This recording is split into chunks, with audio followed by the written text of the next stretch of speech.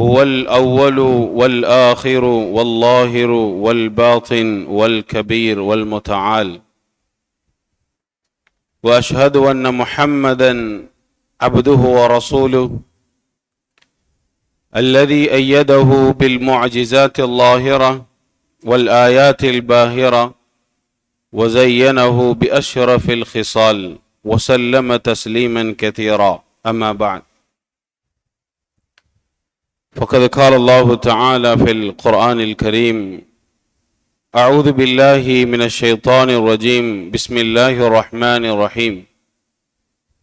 يا أيها الناس اتقوا ربكم الذي خلقكم من نفس واحدة وخلق منها زوجها وبث منهما رجالا كثيرا ونساء واتقوا الله الذي تساءلون به والأرحام إن الله كان عليكم رقيبا. وقال نبينا وحبيبنا وقائدنا محمد صلى الله عليه وسلم: إن أصدق الحديث كتاب الله وأحسن الهدي هدي محمد صلى الله عليه وسلم وشر الأمور محدثاتها وكل محدثة بدعة وكل بدعة ضلالة وكل ضلالة في النار. சர்வ புகழும் புகழ்ச்சியும் வல்லவன் அல்லாஹ் ஒருவனுக்கே உரித்தாகட்டும். சத்திய தூதர் சன்மார்க்க போதகர் கண்மணி நாயகம் ஸல்லல்லாஹு அலைஹி வஸல்லம் அவர்கள் மீதும் அவர்களுடைய குடும்பத்தார், கிளையார்கள், மூமின்கள், முத்தகீன்கள், மூமினான ஆண்கள், பெண்கள், இன்றைய இந்த ஜும்ஆவுடைய தினத்தில் இறை இல்லத்தில் ஒன்று கூடியிருக்கின்ற இஸ்லாமிய சகோதரர்கள் எல்லோர் மீதும் அல்லாஹ்வினுடைய சாந்தியும் சமாதானமும் என்றென்றும் உண்டாவதாக என்ற பிரார்த்தனையோடு, கணித்துக்குரிய அல்லாஹுடைய நல்லடியார்களே, நானும் நீங்களும் அல்லாஹுடைய அருள் பாக்கியம் பெற்ற மூமின்கள் என்று சொன்னால் அது மிகையாகாது. ஏனென்றால் இந்த வெள்ளிக்கிழமை தினத்தில் எனக்கும் உங்களுக்கும் அல்லாஹ் வாய்ப்பை தந்து, வாழ்வை தந்து, மார்க்கத்தை பற்றி பேசக்கூடிய, அது பற்றிய புதிய செய்திகளை தெரிந்து கொள்ளக்கூடிய, அல்லது தெரிந்த செய்திகள், மறந்த செய்திகளை ஞாபகப்படுத்துவதற்கான சந்தர்ப்பத்தை எனக்கும் உங்களுக்கும் அல்லாஹ் தந்திருக்கிறான். அல்லாஹ் எம்மீது நலவை நாடி இருக்கிறான். இன்று இந்த அமர்வில் பேசப்படுகின்ற விடயங்களில் ஒன்றேனும் எம்முடைய வாழ்க்கையில் ஒரு மாற்றத்தை உண்டு பண்ணிவிடலாம் என்ற அந்த உயரிய நோக்கத்தோடு அல்லாஹ் இந்த சந்தர்ப்பத்தை எனக்கும் உங்களுக்கும் தந்திருக்கிறான். முதலில் அதற்கு அல்லாஹ்வுக்கு நன்றி செலுத்திவிட்டு இன்றைய அமர்வில் நபிகளாருடைய முக்கியமான ஒரு நபிமொழி, பல்வேறு முக்கிய செய்திகளை எமக்கு சொல்லுகின்ற, சமூக கருத்துக்களை எமக்கு, சமூக வழிகாட்டுதல்களை தருகின்ற ஒரு ஆழமானதோர் நபிமொழியை பற்றி நாம் கொஞ்சம் படித்தால் சிறப்பாக இருக்கும் என்று நினைக்கிறேன். ஹதீதுகளை படிப்பதென்பது ஒரு தனித்துறை. இஸ்லாம் அதை, நபிகளார், அறிஞர்கள் அதிகமாக வலியுறுத்தி இருக்கிறார்கள்.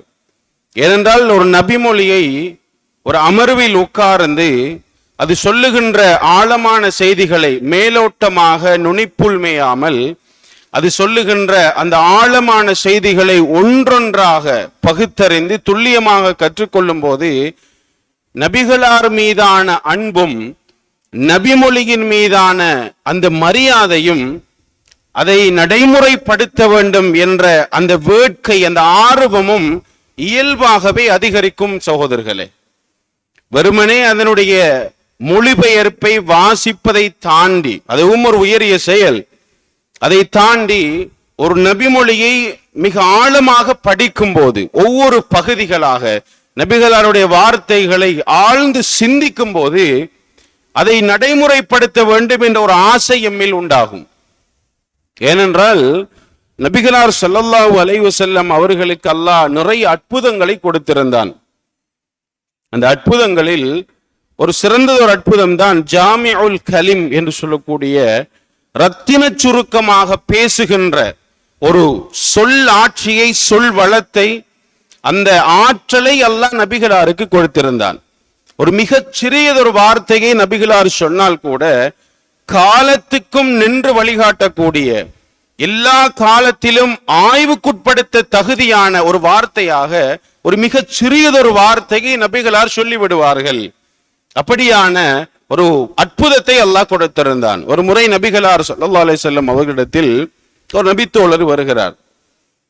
வந்து கேட்கிறார், குல்லி ஃபில் இஸ்லாமி கௌலன் லா அஸ்அலு அன்ஹு அஹதன் கைரக். தூதரே, எனக்கு ஒரு வார்த்தையை சொல்லித்தாருங்கள். அந்த வார்த்தையை, இஸ்லாம் தொடர்பில் ஒரு வார்த்தையை சொல்லித்தாருங்கள், ஒரு வழிகாட்டுதலை தாருங்கள். நீங்கள் அதனை எனக்கு தந்ததன் பிறகு, அந்த வழிகாட்டுதலை தந்ததன் பிறகு அது குறித்து ஒரு விளக்கத்தையோ ஒரு தெளிவையோ அல்லது அது சார்ந்த ஏதாவது அம்சங்களையோ வேறு யாரிடத்திலும் நான் கேட்கக்கூடாது. அந்த அளவுக்கு ஒரு முக்கியமான பரந்த ஒரு செய்தி எனக்கு சொல்லித்தாருங்கள் என்று ஒரு நபித்தோழர் கேட்கிறார். நபிகளார் சொன்னார்கள், குல் ஆமன்து பில்லாஹ் சும்ம இஸ்தகிம். நீ ஆமன்து பில்லாஹ், அல்லாஹ்வை நான் ஈமான் கொண்டு விட்டேன் என்று உளமாறச் சொல்லி சும்ம இஸ்தகிம், அந்த வார்த்தையில் உறுதியாக இரு. எடுத்துக்குரியவர்களே, முழு இஸ்லாத்தையுமே ஒரே வார்த்தையில் நபிகளார் சொல்லி முடித்தார்கள். அல்லாஹ்வை நான் ஈமான் கொண்டேன் என்று உளமாற சொல்லி அதில் உறுதியாக இருத்தல் என்றால் என்ன? முழு இஸ்லாத்தையும் நுணுக்கமாக துல்லியமாக பின்பற்றுதல் தானே. எனவே நீ இஸ்லாத்தை மிக பேணுதலாக பின்பற்ற வேண்டும் என்பதனை நபிகளார் அவ்வளவு அழகாக சொல்லிவிட்டார்கள்.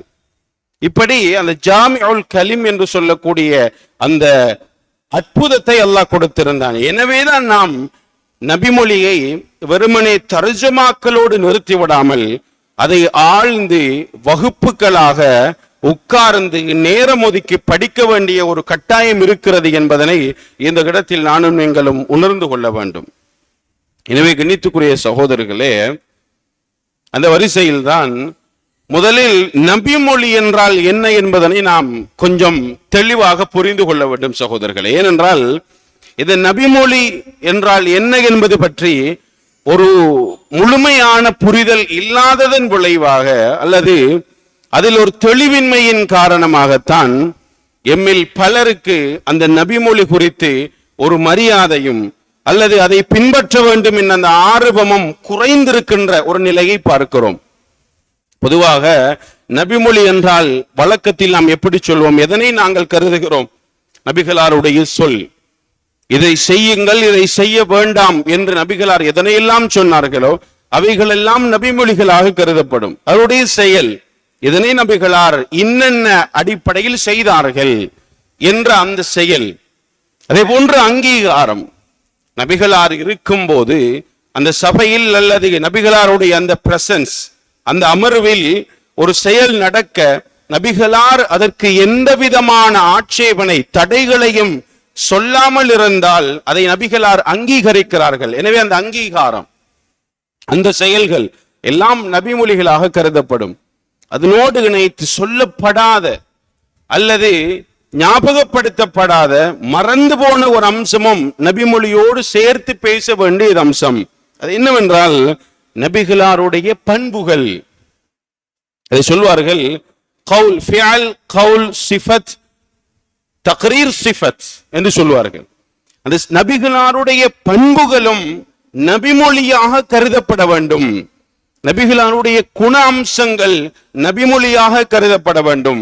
இதை செய்ய வேண்டாம் என்று நபிகளார் சொல்ல அதை செய்யாமல் இருப்பதற்கு நாம் எவ்வளவு முயற்சி செய்கிறோம். அதே போல நபிகளார் இன்ன குணத்தை கொண்டிருந்தார். மன்னிக்கின்ற மனோநிலை நபிகளாரிடத்தில் இருந்தது. சகிப்புத்தன்மையோடு இருந்தார். எப்போதும் சிரித்த முகத்தோடு இருப்பார். எல்லோரையும் சேர்த்து நடக்கின்ற அந்த குணத்தை கொண்டிருந்தார். நல்ல தலைமைத்துவ பண்பை கொண்டிருந்தார். இப்படி நபிகளார் கொண்டிருந்த அந்த குணங்களும் நபிமொழியாக கருதப்பட வேண்டியது, அதுவும் நபிமொழியில் உள்ளடக்கப்பட வேண்டியது என்பதனை நாம் புரிய வேண்டும் சகோதரர்களே. ஏனென்றால், ஏன் இதனை சொல்லுகிறேன் என்றால், இன்றைக்கு பெரும்பாலானவர்கள் அந்த ஐவேளை தொழுகையை சரியாக நிறைவேற்றுதல் அல்லது வருடத்தில் ரமலான் மாதத்தில் 30 நோன்புகளையும் பேணி பிடித்துக் கொள்ளுதல் என்பது மட்டும்தான் இஸ்லாம் என்ற ஒரு பார்வையோ என்னமோ, அப்படித்தான் எம்மில் பலர் வாழ்ந்து கொண்டிருக்கிறோம் சகோதரர்களே. ஒரு உதாரணம் சொல்லுகிறேன். மிக பேணுதலான ஒருவர் மிக பேணுதலான தொழுகையாளியாக இருப்பார். ஐவேளை தொழுகையை அணுகும் பிசகாது தவறாது பின்பற்றுகின்ற ஒரு மனிதராக இருப்பார். ஆனால் அவர் வட்டியோடு இலகுவாக டீலிங் வைக்கின்ற ஒரு பண்பை கொண்டிருப்பார். வட்டியோடு மிக லாபகமாக வட்டி பொருளாதாரத்தை கையாளுகின்ற ஒரு குணத்தை கொண்டிருப்பார். ஹாஜியார் என்ற ஒரு டைட்டிலோடு சமூகத்தில் வலம் பெறுவார்.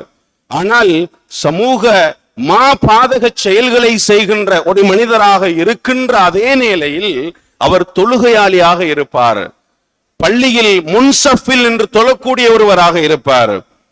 எனவே இங்கு எங்கு பிரச்சனை இருக்கிறது என்றால், தொழுகைதான் இஸ்லாம்.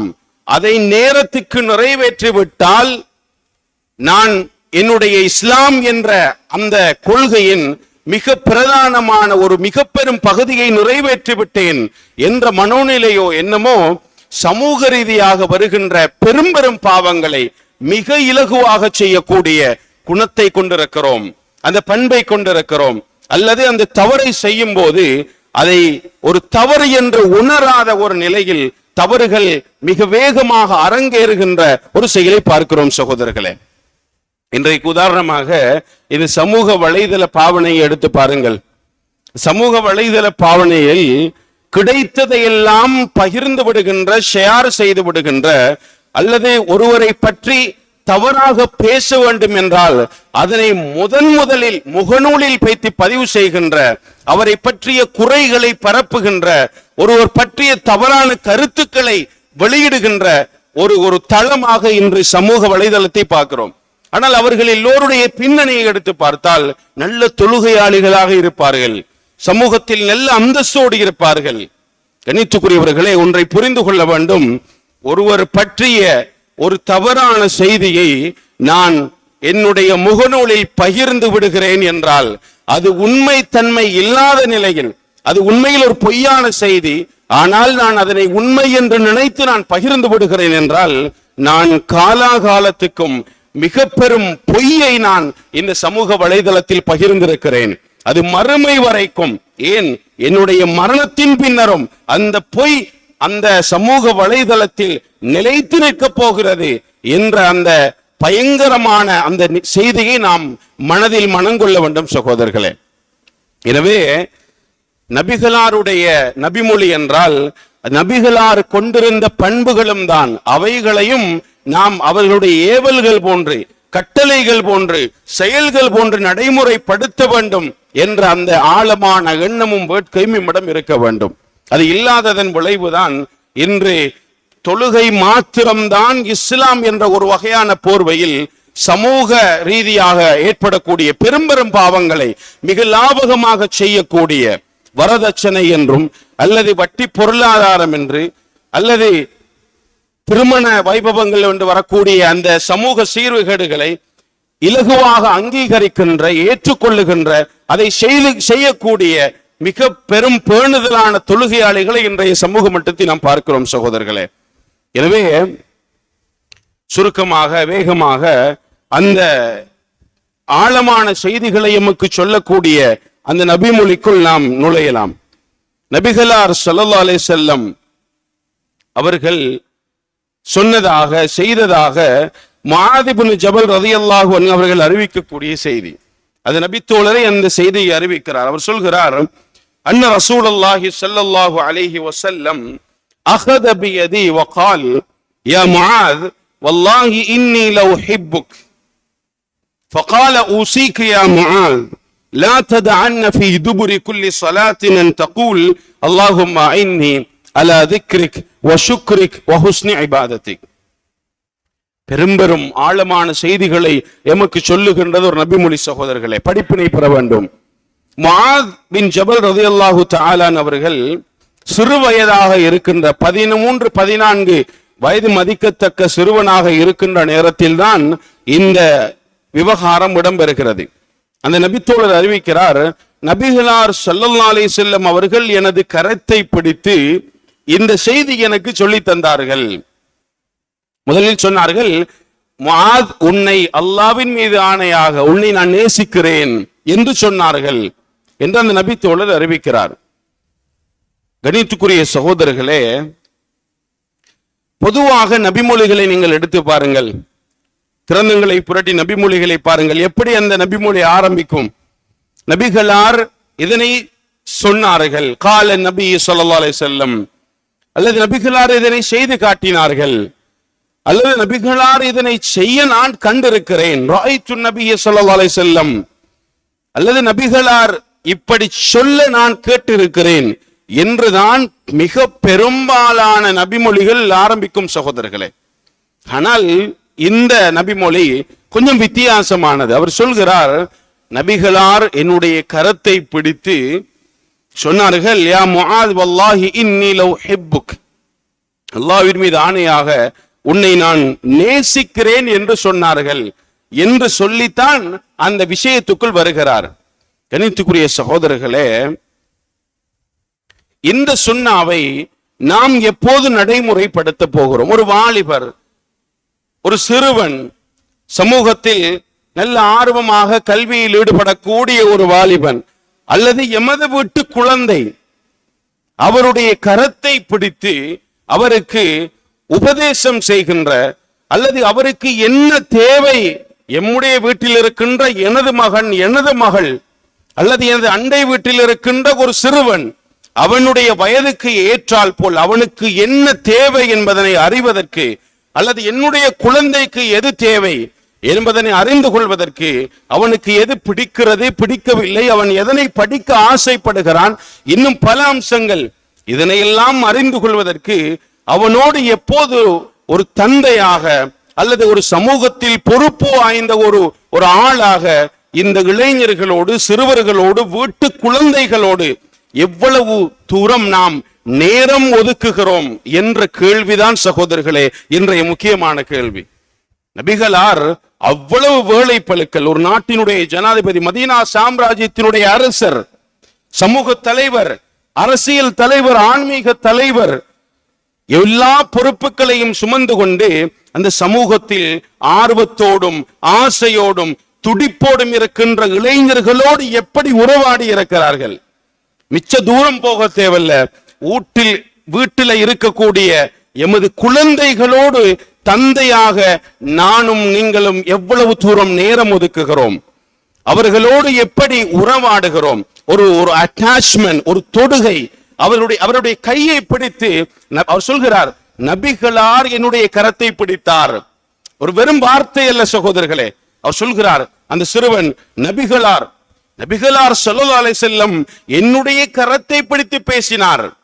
கணித்துக்குரிய சகோதரர்களே, கடைசியாக எமது வீட்டில் இருக்கின்ற மகனை நாம் எப்போது தொட்டு பேசி இருக்கிறோம், அவர்களை எப்போது இறுதியாக நாம் அரவணைத்தோம், அதற்கு நேரம் ஒதுக்கினோமா, அவர்களுக்கு எது தேவையில்லை என்பதை கண்டறிகின்ற முயற்சிகளில் குறைந்தபட்சம் நாம் ஈடுபட்டோமா என்பது குறித்து நாம் எம்மிடத்தில் கேள்வி கேட்க வேண்டிய கட்டாயம் இருக்கிறது. இவைகள் தான் நபிகளாருடைய சுன்னா, இவைகளைத்தான் நாம் அதிகம் பின்பற்ற வேண்டிய ஒரு கட்டாயத்தில் இருக்கிறோம். இது நபிகளாருடைய ஒரு குணம். நபிகளார் அப்படித்தான் சமூகத்தில் துடிப்போடு இருக்கின்ற இளைஞர்களை கையாண்டிருக்கிறார்கள், அவர்களை வழிநடத்தி இருக்கிறார்கள், வீட்டு பிள்ளைகளை அவர்கள் அப்படித்தான் கையாண்டிருக்கிறார்கள். இது மிகப்பெரியதொரு சுன்னா. அவர் சொல்கிறார், என்னுடைய கரத்தை பிடித்து நபிகளார் வல்லாஹி இன்னி லஉஹிப்புக், சொல்வோமா சகோதரர்களே? அல்லாஹ் மீது ஆணையாக உன்னை நான் நேசிக்கிறேன். ஒரு நபிமொழி இருக்கிறது, இதா ஹப்ப ரஜுலு அஹா ஃபல்யுக்பிர் அன்னஹு யுஹிப்புஹு. ஒருவர் ஒருவரை நேசிக்கிறார் என்றால், ஒருவருக்கு ஒருவருடைய குணங்கள், கேரக்டரிஸ்டிக்ஸ், அவருடைய பண்புகள், அவருடைய அந்த திறன்கள் எல்லாம் பிடித்திருக்கிறது, ஒருவரை பிடித்திருக்கிறது என்றால், உன்னை எனக்கு பிடித்திருக்கிறது, உன்னை நான் இறைவனுக்காக நேசிக்கிறேன், உனக்கு நான் நலவு நாடுகிறேன் என்று அந்த குறித்த நபரிடத்தில் அவர் சொல்லட்டும் என்று நபிகளா சொன்னார். இது ஒரு மிகப்பெரிய சுன்னா. கேள்வி என்னவென்றால், மிச்ச தூரம் இல்ல, வீட்டில் இருக்கின்ற குழந்தைகளிடத்தில் வெளிப்படையாக தந்தை என்ற ஸ்தானத்தில் இருந்து கொண்டு நாம் எத்தனை தடவை அன்பை வெளிப்படுத்தி இருக்கிறோம்? அன்பு எம்மிடத்தில் இருக்கிறது. அவன் குறித்து கவலையும் அவனுடைய எதிர்காலம் குறித்த கரிசனையும் எம்மிடம் இருக்கிறது. அவனுக்கு முன்னால், அந்த பெண்ணுக்கு முன்னால் அல்லது அந்த சிறுவன் இளைஞனுக்கு முன்னால் அந்த அன்பை வெளிப்படுத்துகின்ற, நான் உன் மீது அக்கறையோடு இருக்கிறேன், உனக்கு என்ன தேவை இருந்தாலும் அது சமூக ரீதியாக, உன்னுடைய உளவியல் சார்ந்து, உன்னுடைய கல்வி ரீதியாக எந்த தேவை இருந்தாலும் அதனை என்னிடம் தாராளமாக அணுகி நீ கேட்டுக்கொள்ளலாம், அதை பெற்றுக்கொள்ளலாம் என்ற ஒரு திறந்த மனப்பான்மை, அந்த அந்த அந்த அந்த பார்வையை எம்முடைய குழந்தைகளுக்கு நாம் எம்மில் எத்தனை பேர் வழங்கி இருக்கிறோம்? எத்தனை பேர் வழங்கி இருக்கிறோம்? இன்றைக்கு இளைஞர்கள், பெண்கள், பல்கலைக்கழக மாணவர்கள் என்று எல்லோருக்கும் தேவையானது ஒன்று மட்டும்தான், அன்பு என்ற, அரவணைப்பு என்ற ஒன்றைத்தான் பலரும் தேடுகிறார்கள்.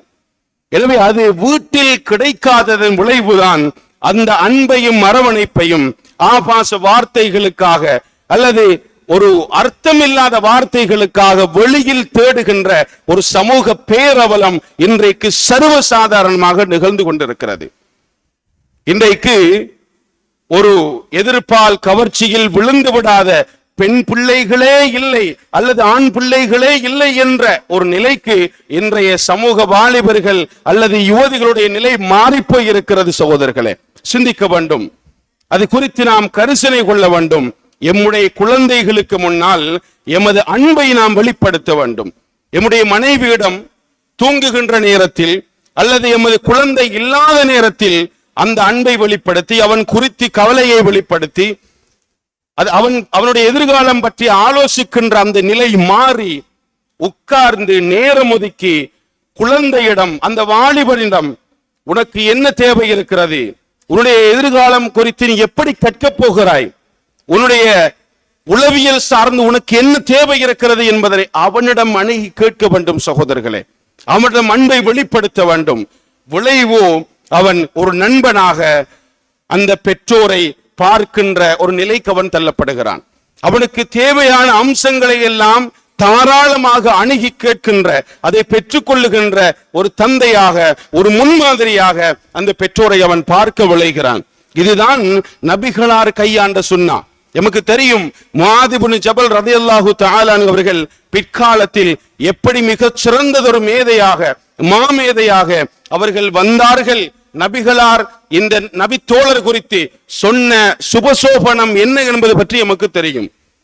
வாரிசு சட்டம் தொடர்பில் மிக ஆழமான அறிவை கொண்டவர் முஆத் இப்னு ஜபல் ரலியல்லாஹு தஆலா அவர்கள் என்று நபிகளார் சாட்சியம் சொன்னார்கள் பிற்காலத்தில். அந்த அளவுக்கு ஆளுமை மிக்க ஒரு இளைஞனை, ஒரு வாலிபனை நபிகளார் உருவாக்கினார்கள். அதன் விளைவுதான் இந்த நபித்தோழர் பிற்காலத்தில் மிக பெரும் ஒரு சமூக முன்மாதிரியாக வந்ததன் பின்னர் தான் இந்த நபிமொழி அவர் அறிவிப்பு செய்கிறார். அவர் சொல்கிறார், அந்த நேரத்தில் நபிகளார் என்னுடைய கரத்தை பிடித்து எனக்கு இப்படி சொல்லி இந்த வழிகாட்டுதலை தந்தார்கள். ஒரு அன்பினுடைய, ஒரு எமோஷனல், அந்த ஃபீலிங்கினுடைய வெளிப்பாடு தான் இந்த வார்த்தைகள். சகோதரர்களே, எவ்வளவு தூரம் அந்த இரண்டு வார்த்தைகள் அந்த நபித்தோளுடைய வாழ்க்கையில் செல்வாக்கு செலுத்தி இருக்கிறது, தாக்கம் செலுத்தி இருக்கிறது என்பதனை ஒவ்வொரு பெற்றோரும் சிந்தித்து இதனை வீடுகளில் அமுல்படுத்த வேண்டிய, அல்லது சமூகத்தில் வலம் பெறுகின்ற இளைஞர்கள் பற்றிய கவலையோடு அவர்களை அணுகி பேசுகின்ற ஒரு முறைமையை நாம் உருவாக்கி கொள்ள வேண்டும். எனவேதான் இப்படி இந்த நபிமொழிகளை பின்பற்றுகின்ற அந்த சௌபாக்கியத்தை, சந்தர்ப்பத்தை அல்லாஹ் எனக்கும் உங்களுக்கும் தந்தருவானாக. வஆகிரு தஅவானா அல்ஹம்துலில்லாஹி ரப்பில் ஆலமீன்.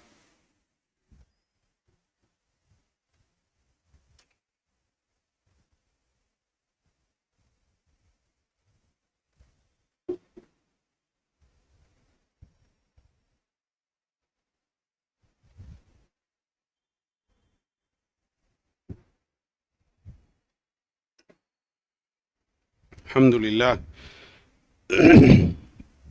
الحمد لله الذي أنزل القرآن بلسان عربي مبين، والصلاة والسلام على أشرف الأنبياء والمرسلين نبينا محمد وعلى آله وأصحابه وأتباعه أجمعين. ما بعد. கணித்துக்குரிய சகோதரர்களே, நபிகளாருடைய சுன்னாவை படிப்பதென்பது எவ்வளவு முக்கியத்துவம் வாய்ந்தது, அதனை கற்றுக்கொள்வதன் விளைவாக எம்மில் ஏற்படக்கூடிய மாற்றங்கள் என்ன, நபிகளாருடைய சுன்னா என்பது எவ்வளவு ஆழமான ஒரு பரந்த கருத்தை கொண்டது. அதே போல நபிகளார் ஸல்லல்லாஹு அலைஹி வஸல்லம் இந்த சமூக வாலிபர்களை, குடும்ப பிள்ளைகளை எப்படி கையாண்டிருக்கிறார்கள் என்பது பற்றி ஆரம்ப உரையில் நாம் பார்த்திருக்கிறோம். அடுத்த செய்தியாக இந்த நபிமொழியினுடைய தொடர்ச்சியாக நபிகளார் ஸல்லல்லாஹு அலைஹி வஸல்லம் அப்படி சொல்லி, உன்னை நான் இறைவன் மீது சத்தியமாக நான் நேசிக்கிறேன் என்று சொல்லி ஒரு வழிகாட்டுதலை வழங்குகிறார்கள். சகோதரர்களே, அந்த வழிகாட்டுதல் ஒரு துஆ பிரார்த்தனையாக அமைகிறது. ஒவ்வொரு தொழுகையின் பின்னரும் எல்லோரும் அதை ஓத வேண்டும் என்று வலியுறுத்தப்பட்ட ஒரு அம்சமாக அந்த துஆ பிரார்த்தனை இருக்கிறது. நபிகளார் ஸல்லல்லாஹு அலைஹி வஸல்லம் சொல்கிறார்கள், லா ததஅன்ன ஃபீ துபுரி குல்லி ஸலாத்தின் அன் தகூல் அல்லாஹும்ம இன்னி அலா திக்ரிக வ ஷுக்ரிக வ ஹுஸ்னி இபாதத்திக். எல்லோருக்கும் பரிச்சயமான, பலரும் மனனம் செய்த ஒரு பிரார்த்தனை, ஒரு துஆ. அல்லாஹும்ம இன்னி அலா திக்ரிக வ ஷுக்ரிக வ ஹுஸ்னி இபாதத்திக். அற்புதமான செய்திகளை சொல்லுகின்ற துஆ. இந்த துஆவை நபிகளார் அந்த சிறுவனுக்கு கற்றுக் கொடுக்கிறார்கள். அந்த நேரத்தில் அவர் சிறுவனாகத்தான் இருந்தார்.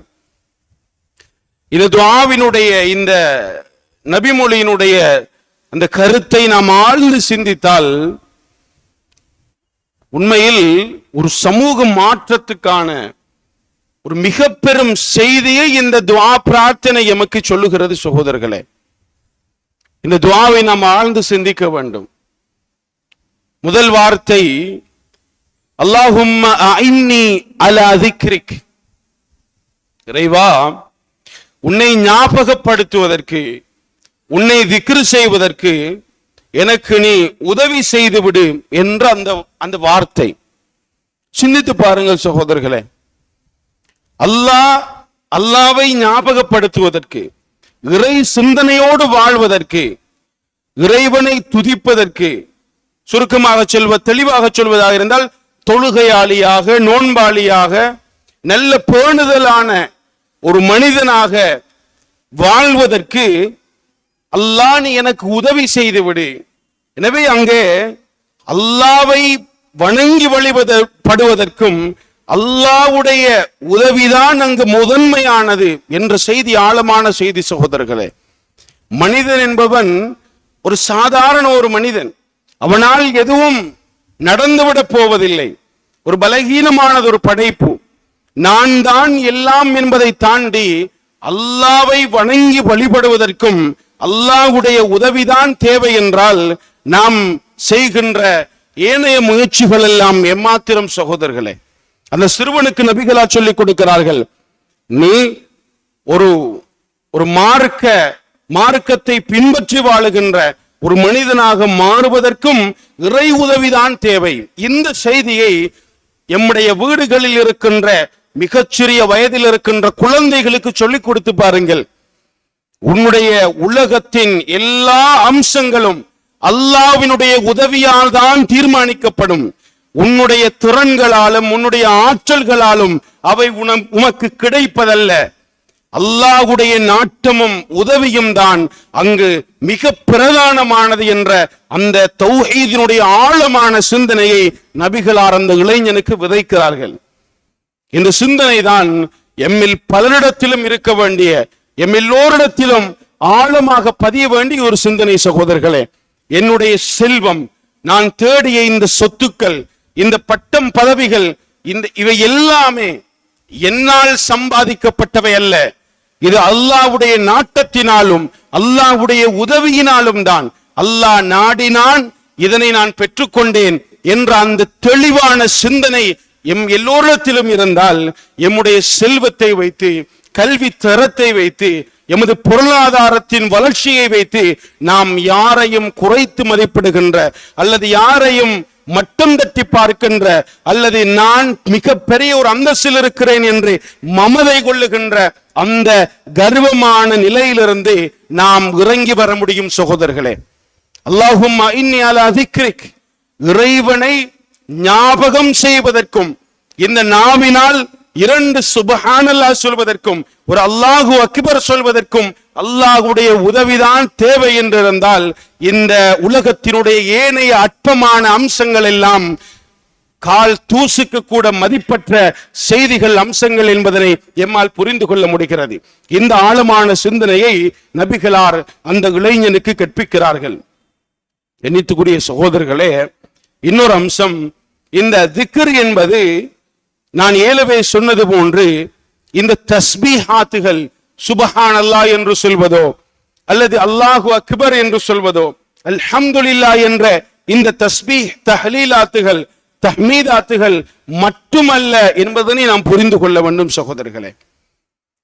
அல்லாஹ் எனக்கு நீ உன்னை ஞாபகப்படுத்துவதற்கு, திக்ர் செய்வதற்கு உதவி செய்துவிடு என்றால், அல்லாஹ் நான் அல்லாஹு அக்பர் என்று அல்ஹம்துலில்லாஹ் என்று சொல்லுவதற்கு எனக்கு உதவி செய்துவிடு என்பதல்ல அதனுடைய கருத்து. திக்ர் என்பது awareness of Allah subhanahu wa ta'ala. அல்லாஹ்வுடைய அந்த awareness, அல்லாஹ் என்னை பார்க்கிறான் என்ற அந்த சிந்தனை. திக்ர் என்பது அல்லாஹ் என்னை கண்காணித்துக் கொண்டிருக்கிறான், அல்லாஹ்வுடைய அந்த observation, ஒவ்வொரு நொடியும் சதாவும் என்னை சுற்றி வலம் பெறுகிறது என்ற அந்த சிந்தனை தான் சகோதரர்களே. அல்லாஹ் நான் எவ்வளவு தூரம் ஒரு மறைவான ஒரு இடத்தில் இருந்தாலும் கூட அல்லாஹ் என்னை பார்க்கிறான் என்ற அந்த சிந்தனை. எனவே அப்படியான சிந்தனையோடு வாழுகின்ற அந்த அதற்கு எனக்கு உதவி செய்துவிடு என்பதுதான் அந்த பிரார்த்தனையுடைய ஒரு ஆழமான செய்தி சகோதரர்களே. அல்லாஹும்ம இன்னி அலா திக்ரிக் வ ஷுக்ரிக்.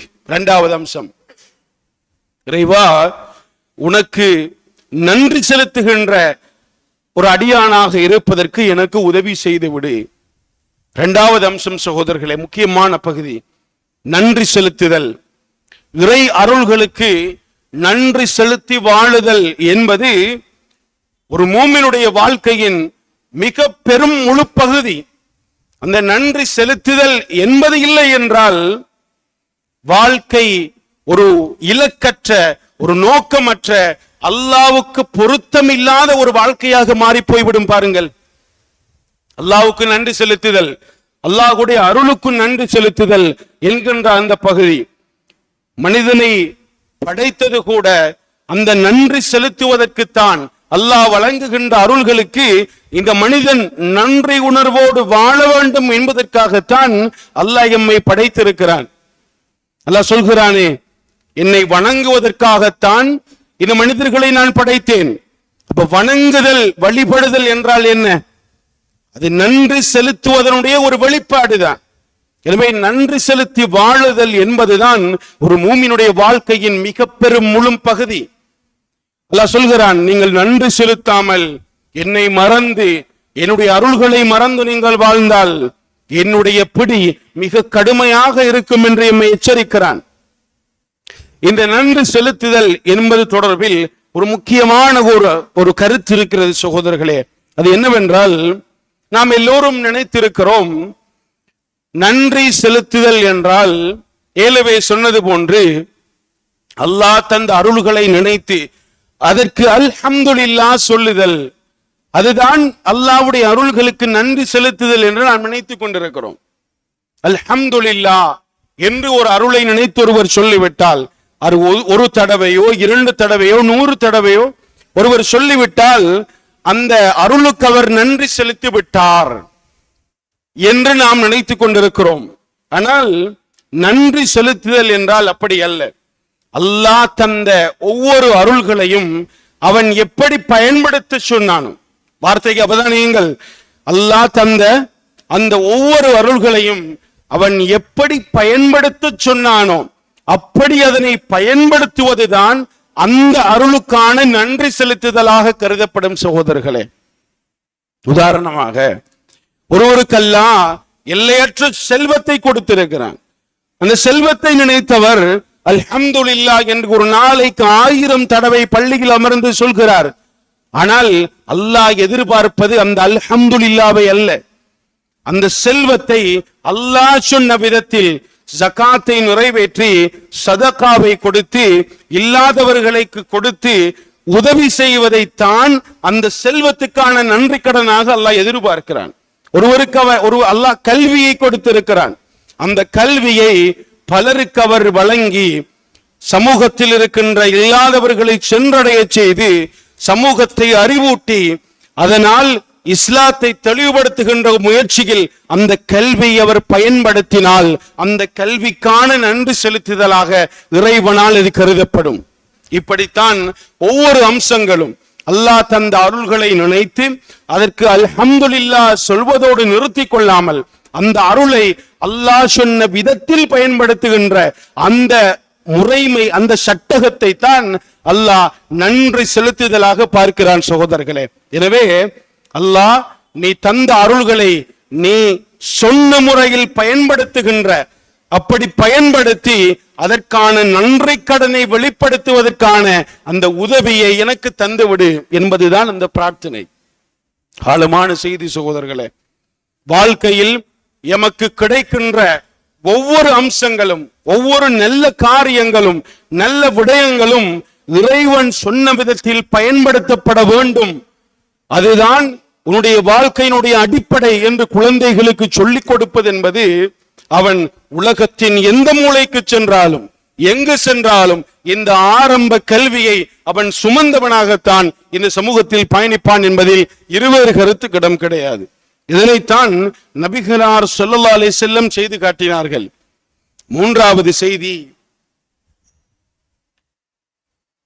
வஷுக்ரிக் வஹுஸ்னி இபாதத்திக், இறைவா உன்னை அழகிய முறையில் வழிபடுவதற்கு எனக்கு உதவி செய்து விடு.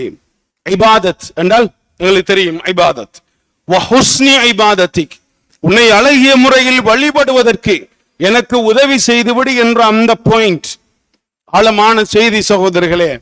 ஒரு தனி தலைப்பாக பேசப்பட வேண்டியது ஒரு அம்சம். நபிகளார் ஸல்லல்லாஹு அலைஹி வஸல்லம் வெறுமனே இபாதத் செய்வதற்கு எனக்கு உதவி செய்துவிடு என்று சொல் கற்றுக் கொடுக்கவில்லை. ஒரு அழகிய இபாதா, ஹுஸ்னுல் இபாதா செய்வதற்கு எனக்கு உதவி செய்துவிடு என்ற வாசகத்தை கற்றுக் கொடுக்கிறார்கள். அப்படி என்றால் இரண்டுக்கும் இடையிலான பிரிகோடு வித்தியாசம் என்ன? இபாதத் செய்தல் அல்லது அழகிய இபாதா, அரபியில் சொல்வதாக இருந்தால் இபாதா, ஹுஸ்னுல் இபாதா, இந்த இரண்டுக்கும் இடையிலான வித்தியாசம் என்ன என்பதை நாம் தெரிந்து கொண்டால் இந்த செய்தியினுடைய, இந்த பகுதியினுடைய ஆழமான கருத்தை நம்மால் புரிந்து கொள்ள முடியும். சகோதரர்களே, கணித்துக்குரிய சகோதரர்களே, ஹுஸ்னுல் இபாதா என்றால் ஏற்றுக்கொள்ளப்பட்ட வணக்கம், accepted இபாதா, accepted worship, ஏற்றுக்கொள்ளப்பட்ட வணக்கம். எல்லோராலும் இபாதத் செய்ய முடியும், எல்லோராலும் ஐவேளை தொழுகை சரிவர பேண முடியும். ரமலானில் 30 நோன்புகளையும் உடலில் ஆரோக்கியம் இருக்கின்ற எல்லோராலும் நோக்க முடியும் சகோதரர்களே. ஆனால் அந்த தொழுகைகளையும் அந்த நோன்பையும் ஏற்றுக்கொள்ளப்பட்ட நோன்பாக, தொழுகையாக அல்லாஹ்வுடைய புறத்தில் அதனை ஆக்குவது எல்லோராலும் முடியாத காரியம். அதனை பாதுகாத்து அந்த தொழுகையை ஏற்றுக்கொள்ளப்பட்ட வணக்கமாக, அந்த நோன்பை, அந்த ஜகாத்தை, சதகாவை, ஏனைய இபாதாக்களை ஏற்றுக்கொள்ளப்பட்ட இபாதாவாக மாற்றுதல் தான் இன்றைக்கு இருக்கின்ற மிகப்பெரிய சவால். மிக வேகமாக ஒரு பிரச்சனையின் போது நான் செய்த நலவுகளை, என்னுடைய சகோதரனுக்கு செய்த நலவுகளை நான் வெளியில் சொல்லிவிட்டேன் என்றால் அந்த இபாதாவினுடைய பெருமானம் என்பது கேள்விக்குறி. நான் தொழுகின்ற தொழுகையால் ஏதாவது ஒரு ஆதாயத்தை சமூகத்தில் தேட விளைந்தால், நான் ஒரு ரிலிஜியஸ் பர்சன், நான் ஒரு நல்ல மார்க்கம் பேணி நடக்கின்ற ஒரு மனிதன் என்று பலரால் நான் பார்க்கப்பட வேண்டும் என்று நான் எண்ணிவிட்டால் எனது தொழுகை கேள்விக்குறி. இப்படி எத்தனையோ இபாதாக்களை நாம் மீள் பரிசீலனை செய்ய வேண்டிய கட்டாய கடமையில் இருக்கிறோம். எனவேதான் நபிகளார் ஸல்லல்லாஹு அலைஹி வஸல்லம் அவர்கள் அந்த இளைஞனுக்கு கற்றுக் கொடுக்கிறார்கள், உனது வாழ்க்கையில் நீ செய்கின்ற ஒவ்வொரு வணக்கத்தையும் எந்த விதமான சுய லாபங்களும் இல்லாமல், உலக ஆதாயங்கள் இல்லாமல், மிக தூய்மையாக கலப்பற்ற எண்ணத்தோடு, இஹ்லாஸோடு, இஹ்சானோடு அந்த இபாதாவை நீ நிறைவேற்ற வேண்டும். அதில் அல்லாஹ்வுடைய பொருத்தம் மாத்திரம்தான் முழுமை பெற்றிருக்க வேண்டும் என்ற அந்த தௌஹீதுடைய ஆழமான செய்தியை நபிகளார் அந்த இளைஞனுக்கு கற்றுக் கொடுக்கிறார்கள். இந்த மூன்று செய்திகளும் மிக பெரும் சமூக சிந்தனைகளை எமக்கு சுமந்து வருகிறது, எமக்கு சொல்லுகிறது. இதிலிருந்து நாம் படிப்பினை பெற வேண்டும், ஹதீதுகளை இப்படி ஆழ்ந்து சிந்திக்க வேண்டும். ஏனென்றால் நபிகளார் அப்படி ஜவாமிஉல் கலிம் என்று சொல்லக்கூடிய ரத்தின சுருக்கமான, அவருடைய வார்த்தைகள் ஒவ்வொன்றும் ஆய்வுக்குட்படுத்த தகுதியான வார்த்தைகளாக நபிகளார் சொல்லுகின்ற அந்த அற்புதத்தை, ஆற்றலை அல்லாஹ் அவர்களுக்கு வழங்கி இருந்தான். எனவே கணித்துக்குரிய சகோதரர்களே, ஏற்றுக்கொள்ளப்பட்ட இபாதா சிந்தித்து பாருங்கள். 25-30 வருடங்களாக நான் தொழுகையாளியாக இருக்கிறேன். இந்த 25-30 வருடங்கள் நான் தொழுத தொழுகைகள் எல்லாம் பரிபூரண கூலியை எனக்கு பெற்றுத்தருமா? நாளை மறுமையில் அதற்கான பூரண கூலியை நான் பெற்றுக்கொள்வேனா? அல்லது என்னுடைய முகத்தில் தூக்கி வீசப்படுகின்ற வணக்கங்களாக அது இருக்குமா என்பதனை நானும் நீங்களும் தனிமையில் இருந்து சிந்திக்க வேண்டும். நான் செய்த ஏனைய இபாதாக்கள், அதனுடைய தராதரம் என்ன? அல்லாஹ்விடத்தில் அதற்கான கூலி எந்த நிலையில் இருக்கிறது என்பது குறித்து நாம் மீள் பரிசீலனை செய்ய வேண்டும். அதற்கான உதவி அல்லாஹ்விடத்தில் இருந்து மட்டும்தான் கிடைக்கும் என்ற அந்த ஆழமான சிந்தனை தான் இந்த நபிமொழியில் எனக்கும் உங்களுக்கும் அந்த நபித்தோழருக்குமாக நபிகளார் ஸல்லல்லாஹு அலைஹி வஸல்லம் அவர்கள் கற்றுக் கொடுத்தார்கள்.